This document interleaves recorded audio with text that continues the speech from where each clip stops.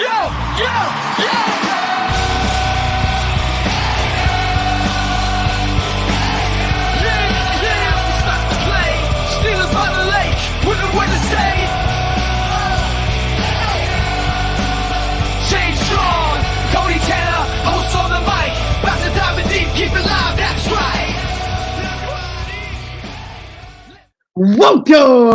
to the Steelers by the Lake podcast. My name is James Strong, joined once again by my co-host Cody Tanner. Cody, how are you on this fine Friday evening? Oh, James, I am doing just lovely. Merry Thanksgiving, happy Thanksgiving, whatever to everyone out there. Hope you guys had a good time with your family and friends, and the holiday was eventful and good for you guys. James, how are you doing? Good, man. Good. Other than the snowpocalypse we're in the middle of, I got about 2 feet that came down in the last 24 hours here. Less than 24 hours, actually, almost like 18. Really. So got to go deal with all that nonsense after this. Got a small dent in it, but the dogs are loving it. So yeah, that's all that matters. As long as the dogs are having a good time. Charlotte was already out in it a little bit. She enjoyed playing in it as well this morning as she relaxes on the bed now. But we have some Steelers news to talk about as we get ready for the upcoming game against the Cincinnati Bengals. James, we're going to start off real quick with Steelers signing outside linebacker Julius Welschof. Yeah. That's pronounced Welschof. Yeah, it's exactly how it's pronounced. Honestly, I didn't look the spelling up. I just wrote it out the way it would pronounce the way it sounded. Yeah. That's probably better. I spelled it phonetically instead of looking it up. But the key here is that if you remember in the preseason, Pittsburgh had one German-born player that was the exemption guy to allow them to have 91. It was outside linebacker Julius Welschof. He had like 3 or 4 sacks in the preseason. He looked really good, and then he hurt his knee, went to injured reserve. He is finally medically cleared and is back on the practice squad for the Steelers. He no longer carries that exemption because they have a different player on the practice squad with the exemption. But the nice thing is that he's back on the roster and seems pretty promising in the preseason. Yeah, that's good to have him back on the squad. We did get to see a little bit from him, which was exciting. In other news, Montravius Adams returned to practice and begins his 21-day return window from the IR. So that's exciting from him. And then we also have a little bit of updates on other players that we're going to get to an injury report in just a second. But first, James, a message from our sponsor.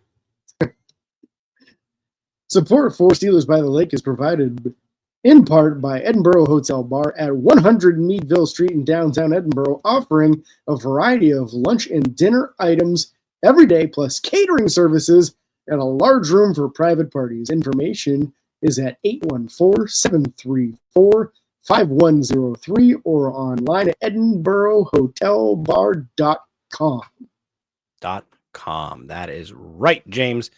Super thankful for Edinburgh Hotel. Appreciate them so much. Going to be there this Sunday to watch the football game. So if you guys are in the Edinburgh area, come on out, watch the football game with me, myself, and I, and some other friends that might come out. James, now it's time to talk about injuries. We're going to break down the injury report. I'm going to go over the Steelers, then you'll go over the Bengals. There's not a lot to talk about here. There's a few big names, and then after that, it kind of quiets down a little bit.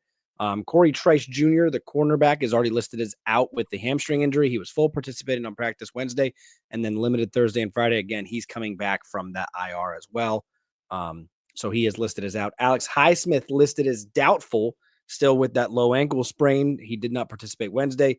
Limited the last 2 days, but he is not going to play more than likely. Doubtful. Montravius Adams listed as out with a knee injury. Again, fully participated Wednesday, assuming that's when he had the injury. Limited on Thursday and Friday. No, he's been dealing with this? No, he's the one that's coming back from the IR. So. Oh, excuse me. You're right. Yeah, he just had the return to practice. But hey, he was full on Wednesday, so that's a plus. And then, probably had some swelling or whatever the problem was, come back and limited.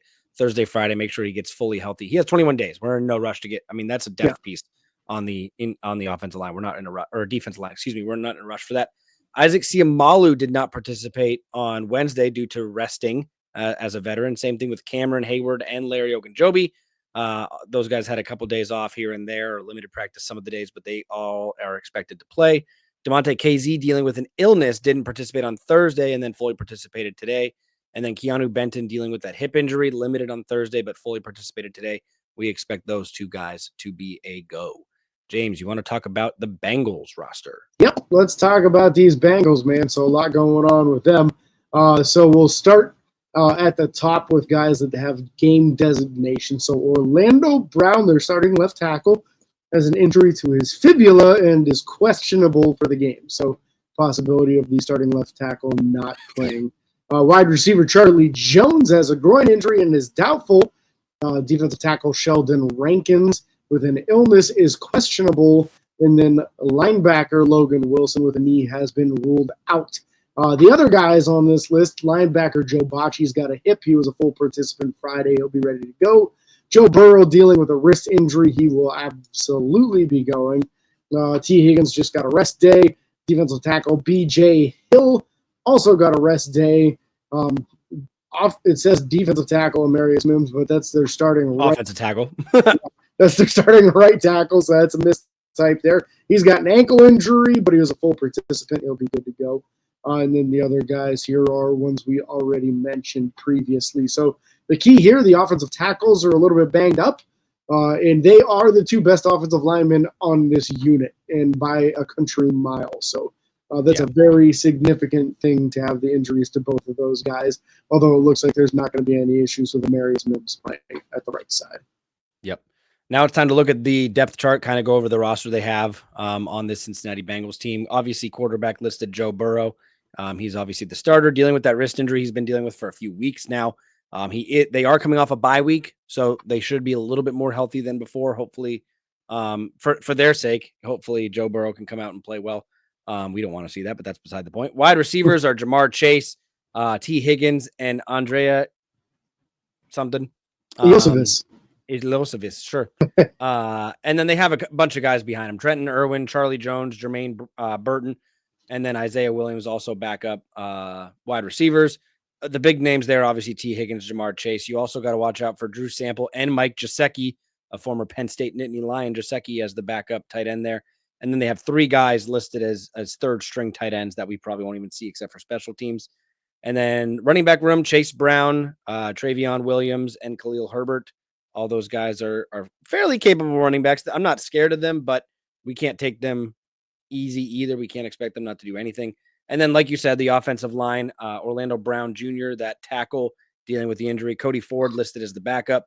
Left guard, Cordell Volson. Center, Ted Karras. Right guard, Alex Kappa. And then right outside tackle, Amarius Mims. So, again, we'll probably see Mims play Orlando Brown, more than likely not. And got to keep an eye on those guys. The big guys up front that are capable blockers. So, not a pushover, but I'm not scared of them. No, and the key here, the reason that Joe Burrow's been under so much duress this season is not because of the offensive tackles. It's because of the interior three. These guys are getting beat over and over. So that's where Pittsburgh has the opportunity, and it's a very important week this week that someone other than Cam Hayward helps out. So someone on the interior needs to sack up and start getting after the quarterback a little bit. So defensive side, speaking of sacks, the defensive front, we've got Sam Hubbard on the left defensive end, the right defensive end, Trey Hendrickson, who I believe is leading the league in sacks right now. I believe you are starting correct. D tackles are going to be Sheldon Rankins and B.J. Hill. We saw their names on the injury report with Jay Tufele and Chris Jenkins Jr. backing them up. Jenkins was one I was real high on in the NFL draft process. Some of the backup outside linebackers there too, Joseph Asai and Miles Murphy, some higher pedigree guys. So they got some depth going on that defensive front. But overall, the defense has not been doing an incredible job this year for them. Starting linebackers are going to be Logan Wilson and Jermaine Pratt. Again, they're only listing two starting as their nickel defense as the starters here. Joe Bocci and Akeem Dathis Gaither being the other two listed off-ball linebackers. Their starting nickelback sounds familiar to most of us. Mike Hilton, former Pittsburgh Steeler. One of the better nickel corners in the NFL. He does struggle in coverage, especially on vertical routes. So put a fast guy on him, send him deep. That's your best bet for beating Mike Hilton. Cam Taylor, Britt, and Josh Newton will be the starting corners. My understanding is that this will be Josh Newton's first start and is a rookie. So Solid. That's an important thing to know. And then safeties, Geno Stone and Von Bell.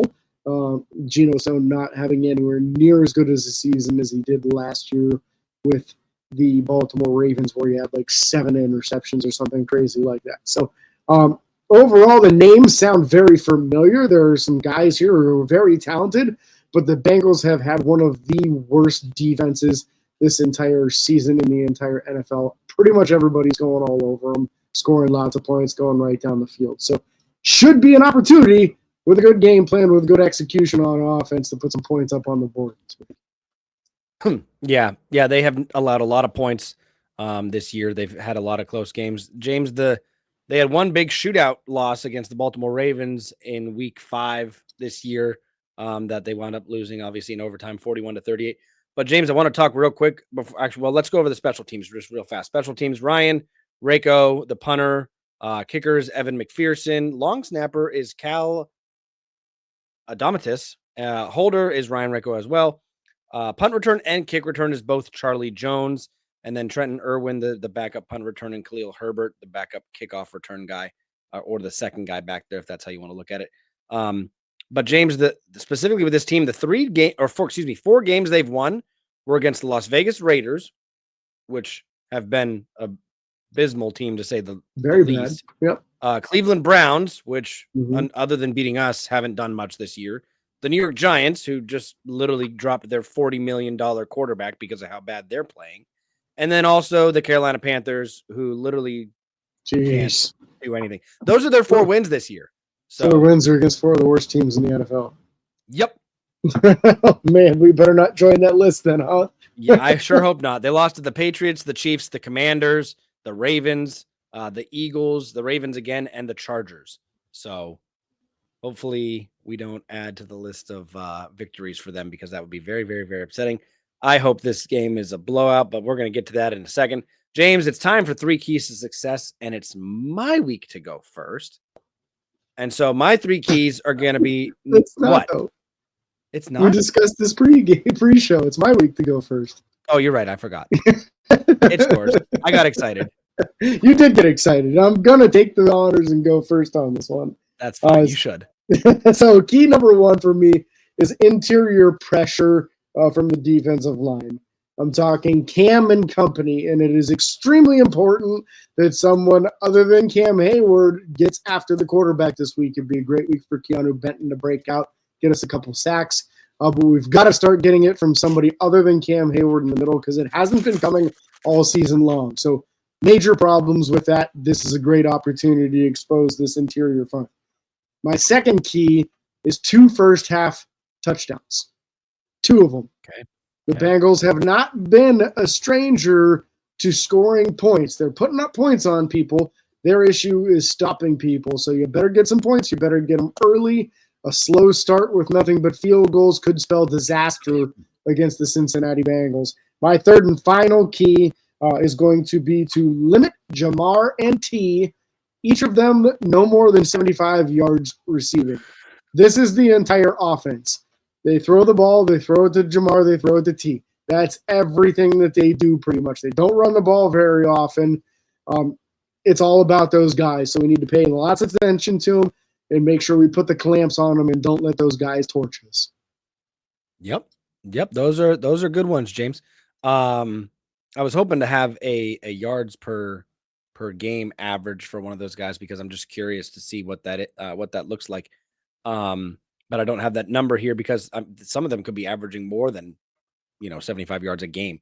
So that's a big one. I love those 3 keys. That's phenomenal. My 3 keys, James, are going to be, the first one's going to be similar to one that I've always gone to, because I think it's very important, and Pittsburgh needs to continue the tradition of winning the turnover battle. Now I want to see 3 turnovers. Like, that's going to be like, my goal is win the turnover battle, but it's going to be with 3 turnovers. I don't care if it's fumble, blocked field goal, whatever. I want Pittsburgh to have 3 turnovers by the end of this game. I also, the second key to success is I want to limit Joe Burrow to under 200 yards passing. So kind of right along with your keeping those 2 guys under 75, I don't want Joe Burrow to get over 200. And last but not least, I want 250 yards passing out of Russell Wilson. I'm tired of the running game. I'm tired of us forcing the run when it's not there. This is a team that has allowed teams to throw on them often and consistently. I want to see us have a better passing outage or game than we've had in the most recent weeks and the struggles that we've had in the passing game. So those are my 3 keys to success. James, share your score predictions for this game. Score prediction time, buddy. Not going as big as I did last week. I don't have as much faith in this offense to score the points until they get this thing rolling again. So I am going to go to 24-21 Pittsburgh in this game. I think they can still edge them out. They really need to bring the wood on defense and really beat these guys up there. Fair. Arthur Smith was interviewed this week talking about chasing perfect plays and stuff like that. He's under, from what I've read, he's under some pressure about his play calling and stuff like that. And we've already seen what this offense can do. So I'm going to say he goes aggressive. I'm going to say 35-24 Pittsburgh. Ooh. I think the defense will struggle a little bit, but I see us putting up a 30 bomb. And that's kind of a challenge to them as well. But 35-24 Pittsburgh is my score predictions. If you guys have your 3 keys to success or your score predictions, put them down in the comments if you're watching on YouTube, or share it with us on social media. We'd love to talk about it when we go over the game on the Monday recap show. Again, we can't thank you guys enough for listening or watching. If you're on YouTube, remember to like and follow on Facebook, Twitter, Instagram, TikTok, and YouTube. Subscribe, ring the bell. It's free. It doesn't cost you a thing. Don't forget the 5-star reviews on a podcast make James very happy. And until next time, this is your host, James and Cody, signing off. Peace.